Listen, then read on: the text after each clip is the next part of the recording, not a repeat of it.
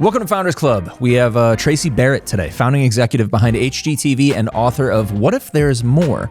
She joins us to discuss the journey of launching a $1 billion media brand. You heard that right, billion with a B, and the pivot that followed. From the scrappy startup days of cable television to navigating a loss of self in her 40s, Traci unpacks the concept of healthy ambition and why so many high achievers feel disengaged.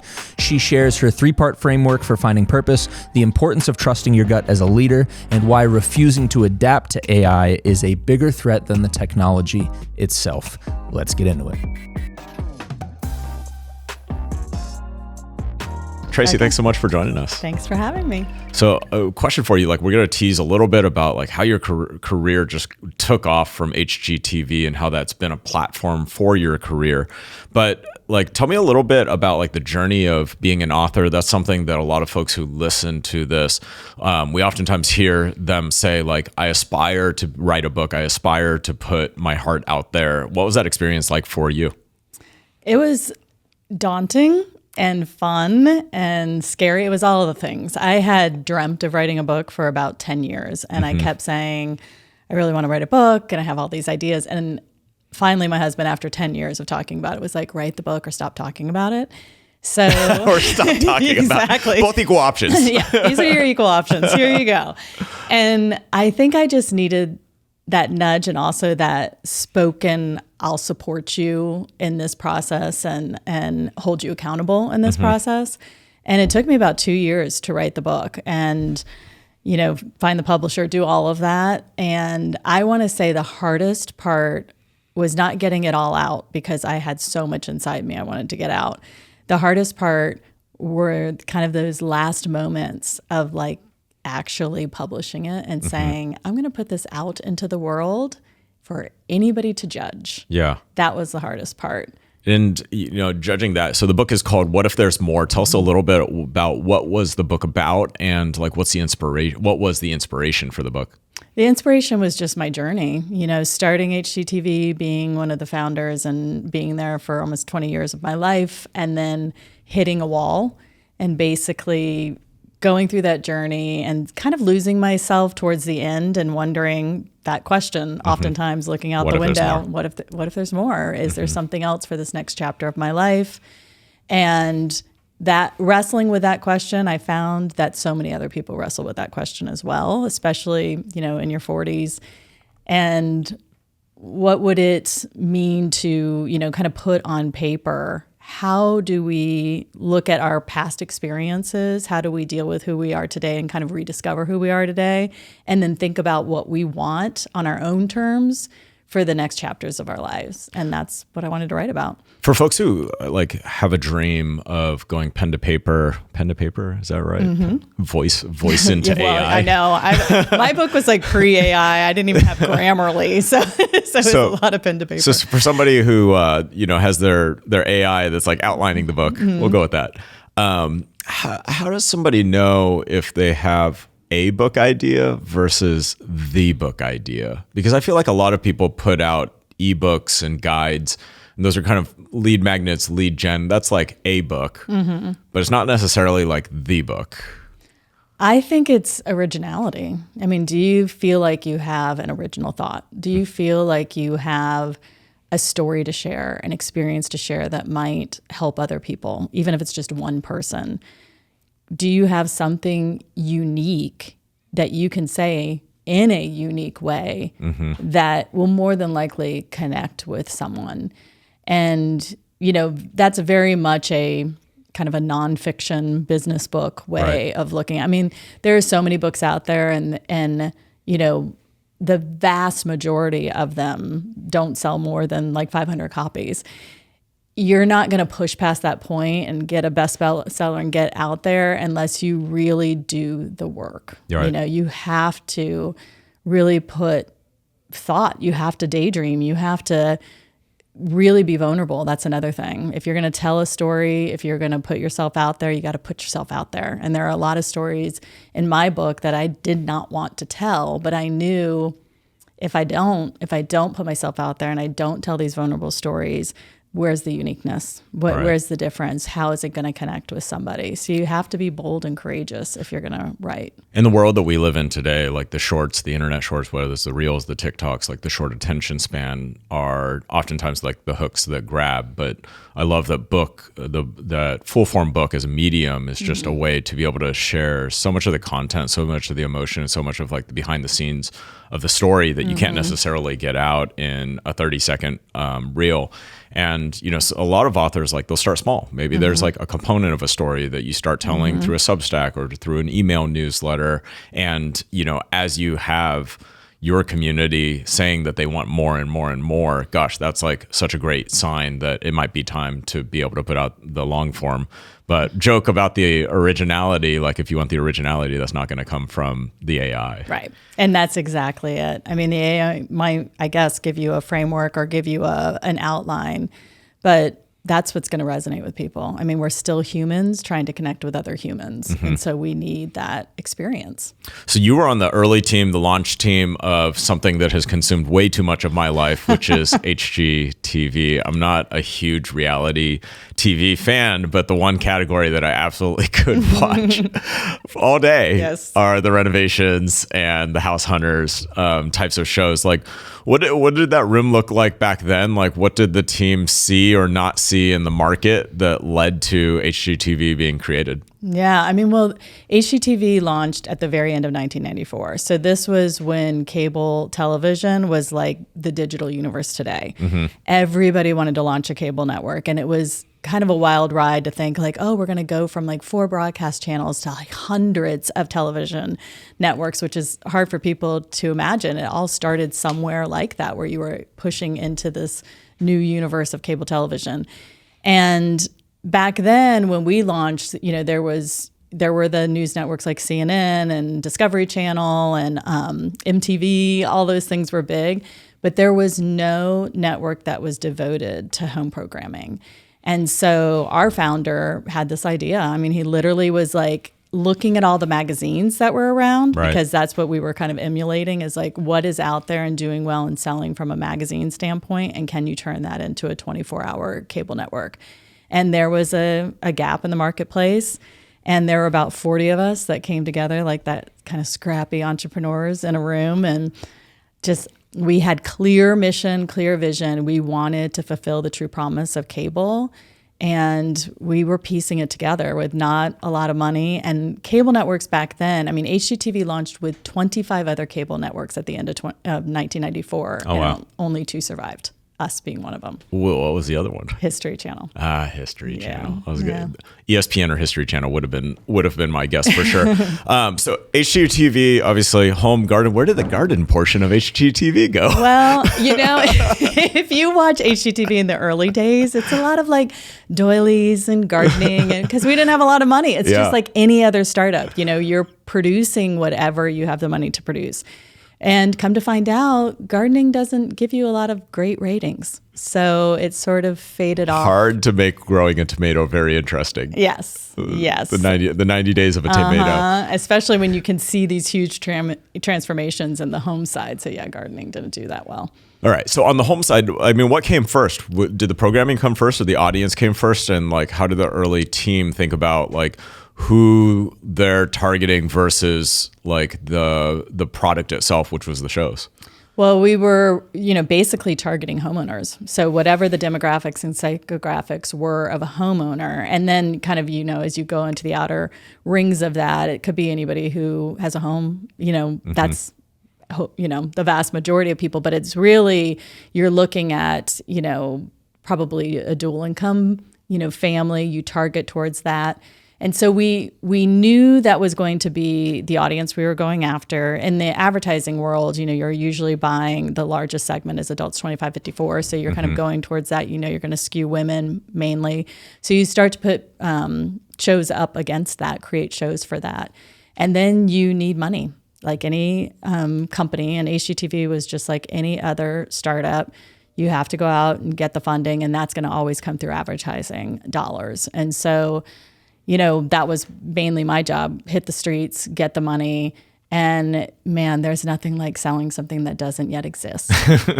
And that is where I learned how to sell, is really just hitting the streets and saying, this is the vision, this is what we're creating, this is the audience we hope that we are going to obtain. These are the ratings we hope we'll be able to get, and take a chance, advertise on something new, get your foot in the door with us and grow with us. But it was really difficult to get big companies to advertise on us. So we had to do a lot of like going to kind of endemic advertisers. So those home, categories, those gardening categories, and getting them to kind of spend money. And it was literally, you're building something like brick by brick and getting until you can garner those ratings and turn that corner. And then you can start to get more and more advertising dollars. So it kind of launches simultaneously. The past 10 years has been all about like the two-sided marketplaces, right? Like the Ubers, the Postmates types of businesses, like media businesses in essentially are three. It's what side do you think is the hardest part of it? Like the supply side in terms of the programming, the audience side, or the demand side, or really like the advertiser publisher side? Well, I mean, if you don't have the programming, you're not going to have the audience. And if you don't have the audience, you're not going to have the advertisers. So, I think the thing that the magic of HGTV was that we did actually stay true to our mission. We did stay true to like, we are going to create programming that is home and garden programming that is going, we called it the 3 I's. It's going to inspire, it's going to be informational, it's going to be, that you're just going to be watching it and want to do something, want to take action, basically.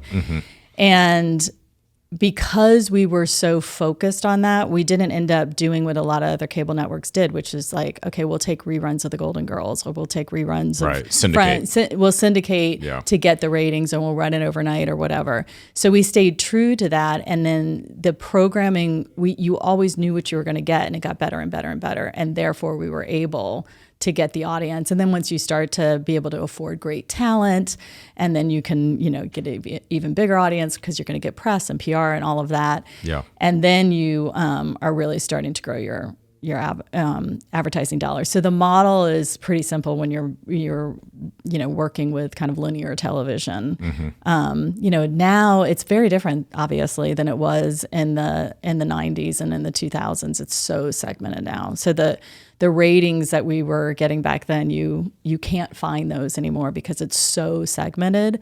But you still have to put good programming out there.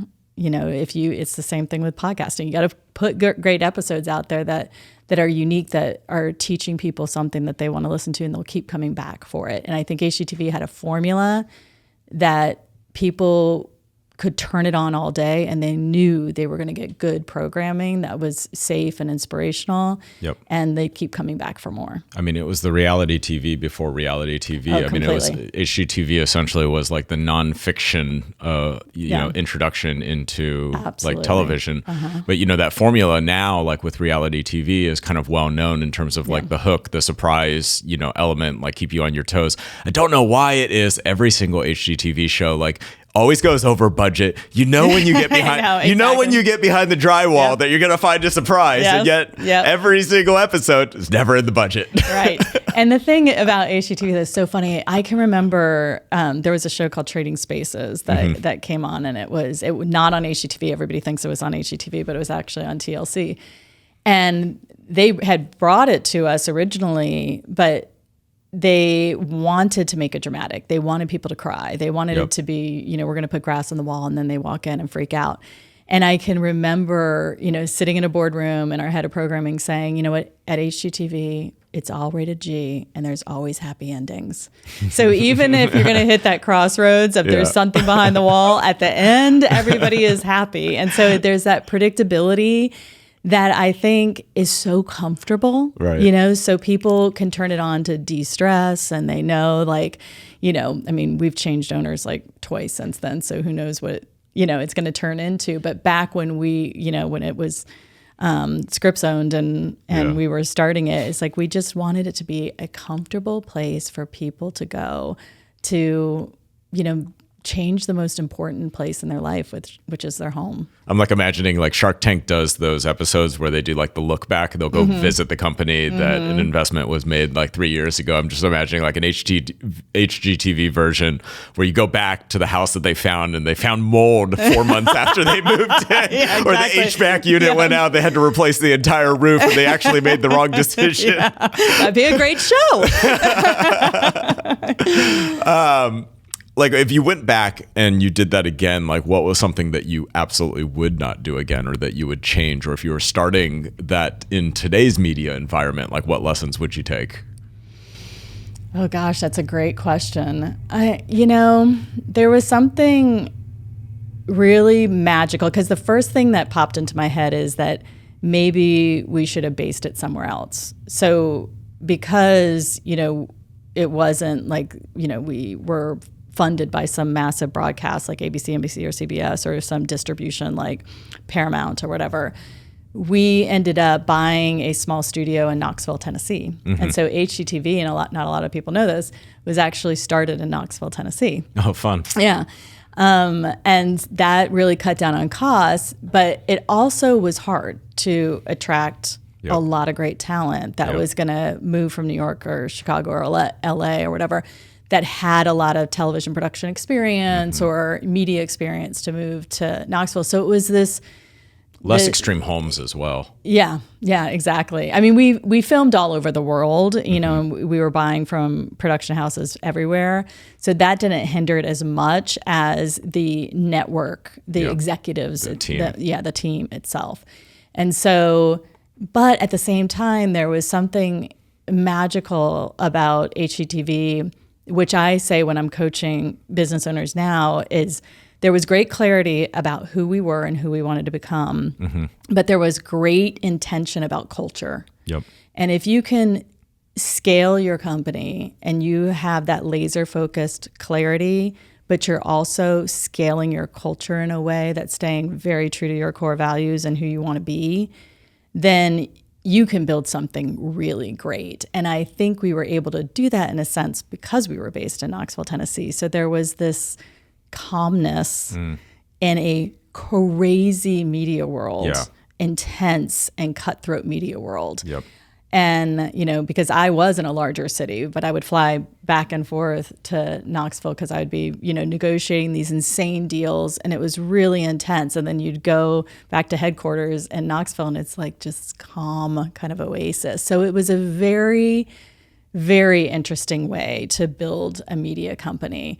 But it in a sense was its secret sauce. Yeah.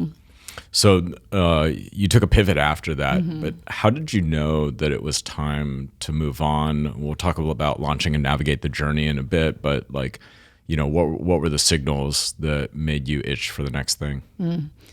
Well, I'd been there for almost 20 years and basically grew up there, and it was wonderful. I had no complaints. I had, amazing bosses.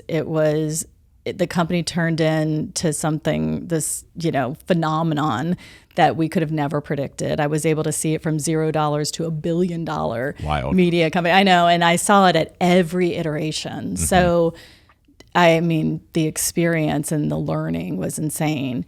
But, I was in my mid 40s just thinking, what am I going to do next? I could do this in my sleep. I had kind of lost a sense of who I was. I almost felt like I was intertwined with this huge brand. That it was part of your identity? It was a big part of my identity. And, so who was I outside of this? Who did I want to be? And I had kind of lost touch. And I was flying all over, the world, basically. I had 2 small children at home. So it was also that pull of, okay, do you want to keep up this pace? And, maybe there's something else out there. And what would life be like on the other side? And it was super scary because there was no push. It wasn't like, I got fired or the company was about to be bought or my boss was a nightmare. None of that was going on. So there was no push. It was just this pull. And I think in some sense, it's harder to give into the pull. It's easier when you're being pushed and it's clear. You don't have a choice. Your back's up against the wall. Yeah. Then you're like, well, I got to jump because I don't have. I had a lot of choice, and I could have stayed for another 10 years. But I just took the leap of faith and said, okay, let's pivot and see what you can create for yourself. So you pivot, you make that jump. Tell me about the problem that you were obsessed with solving. Well, I had gotten my master's in psychology while I was at HGTV because I had already had my business degree, but I wanted to be a better manager, and I had gotten promoted so quickly because it was a startup. And so I was like, okay, well, I'll become like this trained therapist, but with a professional training. And when I left HGTV, I wanted to kind of take all that psychology training, but all my business executive experience, and kind of answer the question of, okay, why do we hit this crossroads where we feel like we have these like golden handcuffs, or we feel disengaged from our work, or what causes us to get restless, or what causes us, even if we have checked all the boxes and by society's standards we're super successful, what causes us to then become disengaged in our work? And how can you put the pieces back together again to become re-engaged in what you're doing? And I kind of just became obsessed with putting those pieces together and figuring that out and answering that question for myself and hopefully for others. Yeah. So some overall stats. So Gallup, which is an analyst, they put out white papers, especially about the workplace and just surveys in general. Employee engagement in the U.S. fell to its lowest level in a decade in 2024, with only 31% of employees engaged. 31, 1 out of 3, literally 1 out of 3. So the percentage of actively disengaged. So you can define for us in a second the difference between employees that are disengaged versus actively disengaged, but 17% actively disengaged. And so you have a third of employees that are engaged, somewhere around half of employees that are disengaged, and then a really dangerous 17% that really are the actively disengaged that are driving the toxicity in the workplace. And this is something that companies see across all sizes, companies see across all industries. What have been like the early things that you saw, and how did you go out helping companies tackle that? Well, you see it you can see it in toxic ways, like the actively disengaged who have one foot out the door, or they're staying because they don't have a choice, and so then they become a virus, which can spread. But just the disengaged are the people that are kind of just phoning it in. They're just like, they are, I'm here, I'm doing the job, it's a means to an end. Yep. I'm the one in the meeting that's texting. Yeah, I'm the one in the meeting. I've got, I'm listening just with half of my brain. And I find that sad, not just for the company, but for the human, because I don't want you kind of going through life and then waking up 10 years later and thinking, what just happened? Well, you spend so much time working that everybody deserves to be spending that time working, doing something that gets them excited. Yeah. Yeah. And there's the factors that I have found, and I speak on this today, I've written on this, and is that, well, mindset's everything. It really is. The perspective that you have on yourself, on the people around you, on the work that you're doing is everything. And so knowing who you are, knowing what you can bring to the table, knowing how you can affect change and even create legacy for yourself, and understanding how to do that and having purpose and, going to work and realizing that there's more than just the thing you're building, that there are people around you and lives that you can touch. And I think that when we start to shift our perspective and we start to know who we are and we endeavor to become the best version of ourselves and to lean into work in a new way, we start to see things completely different. We start to create our reason for engagement. I think too many people are going to work waiting for somebody to come and re-engage them. Waiting for somebody to come and make it better for them. And nobody's coming. And so then we end up with, 2/3 of the workforce just phoning it in or disenchanted with their own lives and, the work they're producing. Yeah. I think back like in a moment in my career where kind of a light bulb went off. I think it was when I was in either a director or a senior director role. And it was something along the lines of like, you go through so much of your career where you look at the environment or you look at the culture or you look at how the team's making decisions and you say, gosh, like that really isn't right. Like somebody should do something about that. Like somebody should do something about that. And then at some point, if you're listening to this podcast and you're the founder or you're part of middle management or you're the VP at your company of a leadership team of 10, at some point you have to go, well, there is no someone else anymore. Like that somebody should fix this. Like that's talking about you now. And it's that shift when that happens that I think, some people continue to think with that somebody else should do this, something about this mentality. And then there's others who grab it and say, you know what, I can do something about this.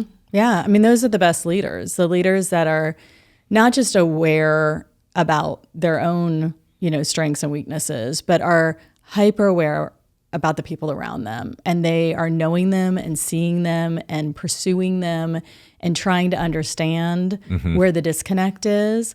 I think one of the most powerful moments in my life was that when I resigned at HGTV, I gave them like a month or two's notice. And the chief revenue officer, who I was really close with, he threw me a going away party, like rented an entire restaurant out and everybody flew in from all over the country. And it was overwhelming. Wow. And people got up and gave speeches. And I can remember just standing there listening.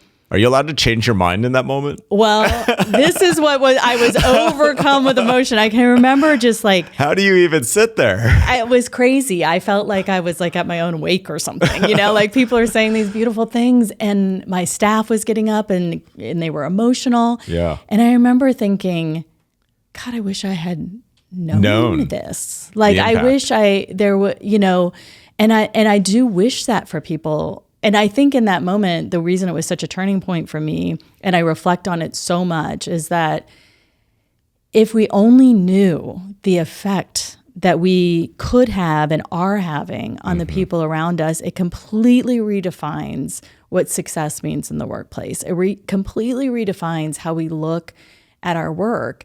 And I think I had missed that. I was so like disengaged and I remember sitting in my office thinking, God, I mean, it's television. What am I even doing with my life? It's not like I'm saving lives. It's just like, it's television. And it's like, And that was the voice of a disengaged employee who had lost who she was, who had lost the impact that she was having on the lives around her. And I could have even been a better leader if I had re-engaged myself and I had invented. Like life is just always about reinventing and rediscovering and reconnecting with who you are.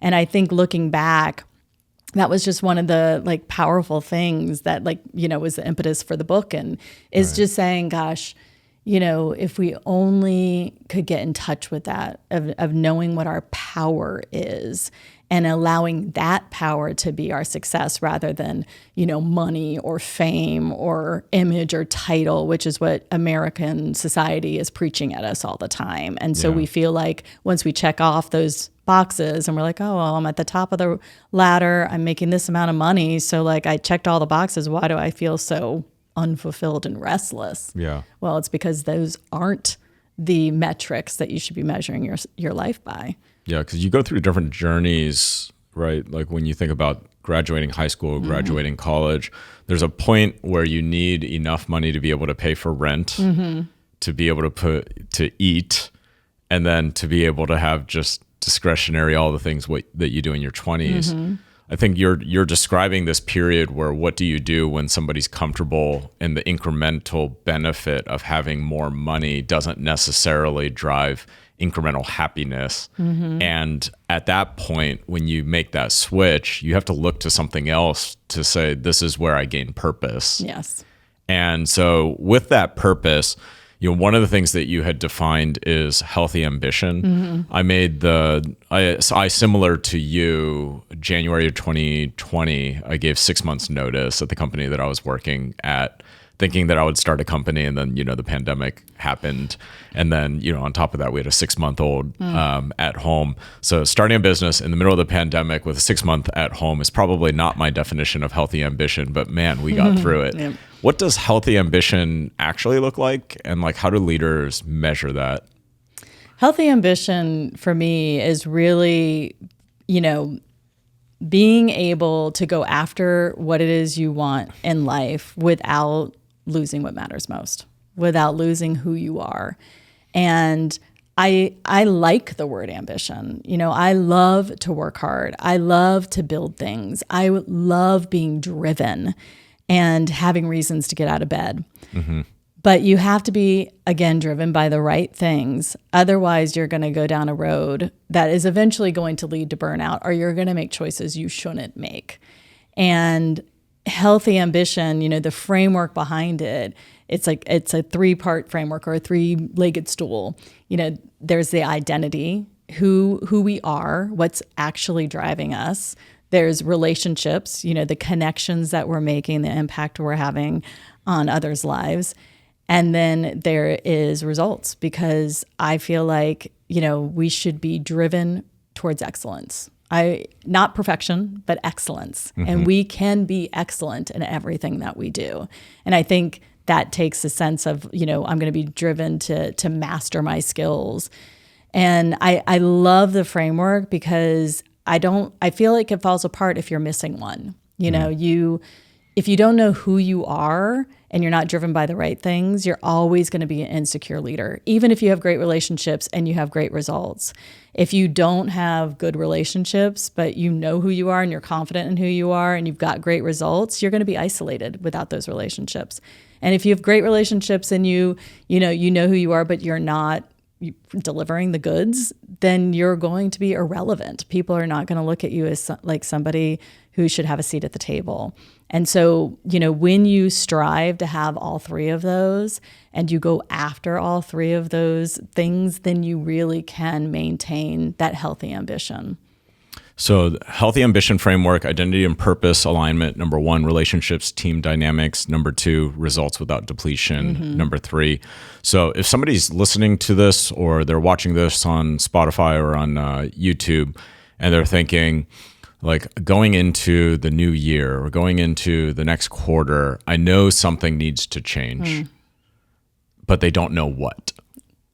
What's the starting point for them in terms of thinking about their current team, about their current clients, about, maybe it is just we are making a lot of money in an area where I don't feel a sense of purpose. Like, how do you recommend that somebody self-evaluate where they're at and understand like a healthy step to take? Well, if we're talking to founders and leaders, I'm going to always say start with yourself.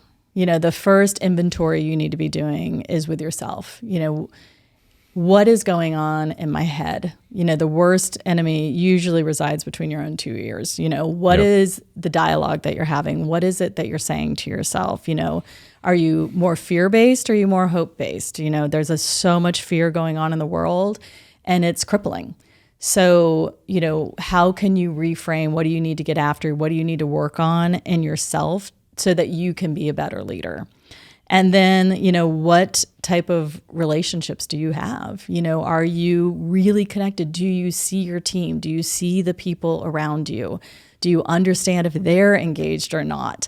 Do you see their skills, what they're gifted at? And are you fearful of them, or are you utilizing them, and are you empowering them? And then what are your relationships like with your clients? Do you value your clients, or do you see them as a headache? I talk to so many founders that will spend so much time complaining about their clients, and I'll think, okay, the purpose of your business is to solve their problems. Right. And if you're not empathetic towards them, then maybe you're not in the right business, right. If you're not, feeling their pain and so desperately wanting to help them. And then, looking at your own results, are you delivering? Are you the type of leader that everybody's looking at and saying, oh my gosh, I don't just like him, but I respect him. And I think too often leaders they get really tripped up in wanting to be liked. And so they're very conflict avoidant, or they're not willing to get into the mess to fix things. And so I think just taking a pulse on those 3 areas is a great exercise for leaders to say, okay, what is it in 2026 that I really need to get after? I think sometimes when leaders feel like their company is like stagnating, or it's plateaued and they're not quite sure how to get it to the next level, they think, oh, I'll just work on sales, or I'll just get out there and hit the pavement more. Yep. And they think it's always a sales problem. And it's usually more like a structure, a process, a leadership. It's usually something that's happening internally. And so when we hit pause and we say, okay, I'm going to actually look at, kind of the gap and the gain. I'm going to look at what the gains were in 2025. What did we do well? What are we going to celebrate? And before I even look at the gaps for the coming year, what are the things that we need to fill? What are the areas? I'll start with myself. I'll look at the team, and then I'm going to evaluate our results. Yeah, that makes a lot of sense. Can you tell me about a tough lesson that you learned? And for a founder who's listening to this, like, what's that takeaway from that tough lesson? Oh my goodness. Well, we've had some, tough lessons even in the last few years of, I think the hardest can be when you feel like you've had employees that have taken advantage of you, or, have hurt you in a way. We went through something like that not too long ago. And I think the biggest lesson I took from that is that I didn't trust my gut. I didn't. That you could sense it, but you didn't do anything about it. Yeah. Yeah. I took which is like, I just kick myself when I think, like, you saw the signals, you saw the signs, you saw hints of it, but you just kept going and going and going because work was busy and we needed to, keep Right. going. And instead of hitting pause and doing the hard thing of, like, I think this person needs to be fired because something, the deceit and the lies or whatever, you're finding, Yeah. they're doing a great job of making excuses, but there's some, like, your spidey sense is up. Yeah. And I think that too often founders, they sometimes push their gut aside and their instincts, because they're like, well, it's for the better of the business, or we really just need to get through this with this client, or this client might not like it if I make this decision, or, we have let the fears come in. Yeah. and think that it's not going to play out well. And, I see this so often with a lot of owners that don't want to get rid of, like, a bad apple because they might be the best creative director.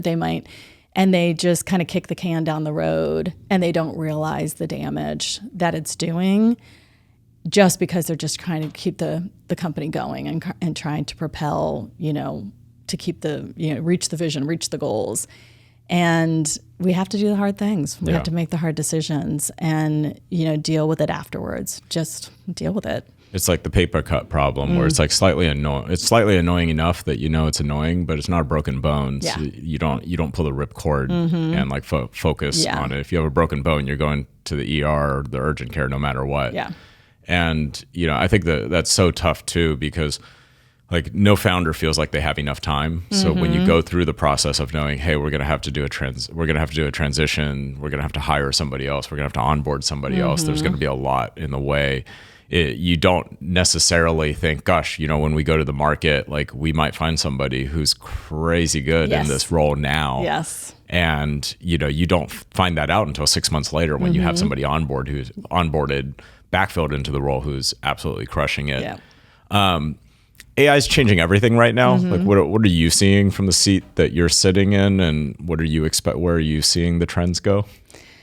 Well, I tell all the owners I work with that you should be spending time with AI every single day. If you aren't getting to know AI, you're not using AI, you're not trying to figure it out to optimize your business, you're going to be left behind. And I think that there are a lot of people are spending way too much time being scared of it and not enough time learning it. And I think it's going to be a powerful tool. It's already a powerful tool. Yeah, it's a powerful tool. And I think is there validity to the fears and losing jobs and all of that? Yes, of course. But, sadly, I'm old enough to say that I was here when the internet was, came to be, and I can remember that. And I can still remember companies and clients that were scared to put up a website or didn't think it was important or wouldn't engage the internet. And those companies aren't around anymore. And so this feels kind of like that same thing. Like, it's vast, it's weird, you're not quite sure, but you just have to dive in and you have to figure it out, and you have to figure it out how to optimize. I think it's going to help us use our employees in a much stronger and better way, where they can actually use even their, better skills, better creativity, better innovation. And, I think that the owners that can figure out not just how to use AI, but then how to use their own human uniqueness. How can I push that to the forefront? Because that is what's going to become, the best currency, is my ability to have human connection, my ability to serve my clients in a way that AI can't. Those relationships, and even with our staff too, is like, how can we become even more human? As we utilize AI. I'm trying to find this article. So there's a work report that came out from Kelly Global that reveals that nearly 7 in 10 executives, 69% of executives, believe that refusing to adopt AI is a greater threat to somebody's job than the technology itself. Wall Street Journal put out an article this week that was talking about companies firing or laying off employees that refuse to use AI. And in this same work report, more than half, 59%, said that they would replace workers who resist adopting these tools. And, what a lot of companies will see is like, the company that didn't put up a website, like, they didn't suddenly just lose all their business, right? The farmer's market stand that didn't offer a credit card, that only took cash. It wasn't like one day just nobody stopped buying. But what you see are plateaus. When you don't adopt, it's a slow decline. And the challenge with the slow decline is it's like that paper cut.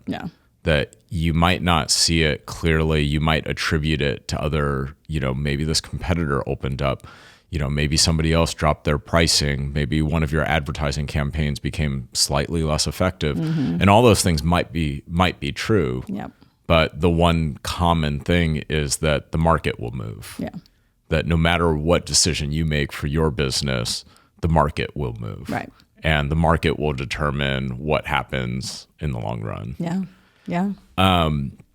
One piece, like if somebody were trying to follow your journey, if they want to learn more about you, where are all the places that they can do that? Well, they can go to my website.